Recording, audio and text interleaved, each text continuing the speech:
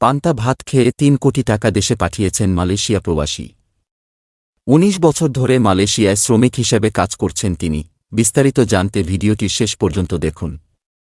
পরিবারের আর্থিক অনটন দূর করতে প্রিয়জনদের একটু সুখশান্তিতে রাখার নিয়তে বিদেশ বিভুঁইয়ে পাড়ি জমান বাংলাদেশিরা। গতর খাটান, ঘাম ঝরান। শরীর ভালো নাকি মন্দ সেদিকে কোনো খেয়াল থাকে না। প্রবাসে তাদের একটাই লক্ষ্য, কি করে একটু বেশি আয় করা যায়, কিভাবে বাড়িতে আরও কিছু বেশি টাকা পাঠানো যায়।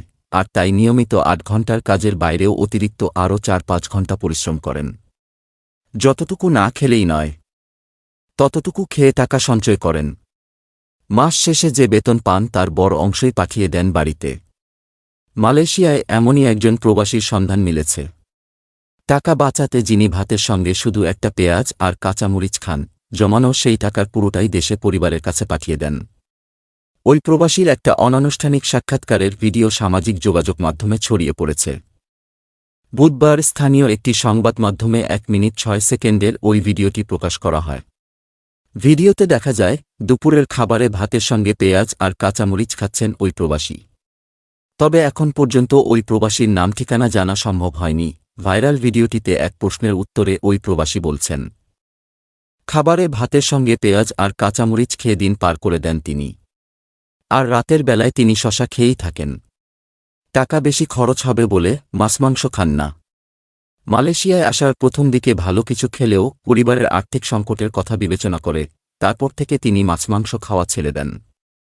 পেঁয়াজে ১ কামড় আর কাঁচামরিচে ১ কামড় দিয়ে তিনি আরও বলেন, প্রতি মাসে ৫,৫০০ রিঙ্গিত মালয়েশীয় মুদ্রা আয় করেন তিনি, যা বাংলাদেশি মুদ্রায় হয় ১,৩৭,০০০-এর কিছু বেশি।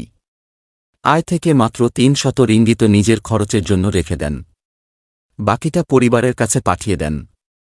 অর্থাৎ প্রতি মাসে বাংলাদেশি মুদ্রায় প্রায় ১,৩০,০০০ টাকা রেমিট্যান্স পাঠান তিনি। খেতে খেতে ওই প্রবাসী আরও জানান, পরিবার পরিজন ছেড়ে এভাবে গত ১৯ বছর ধরে মালয়েশিয়ায় শ্রমিক হিসেবে কাজ করছেন তিনি। আর এই সময়ে প্রায় ৩ কোটি টাকা দেশে পাঠিয়েছেন। সব টাকাই দেশে সঞ্চয় করেছেন বলেও জানান তিনি। তার কথা শুনে সাক্ষাৎকার গ্রহণকারী আবেগপ্রবণ হয়ে পড়েন। বলেন, মা বাবার প্রতি কর্তব্য পালন করতে এত অল্প বয়সে মালয়েশিয়ায় এসে যে কষ্ট আপনি করেছেন তা দেখে বাংলাদেশ ও মালয়েশিয়ার প্রতিটি পরিবারের সন্তানদের শেখা উচিত।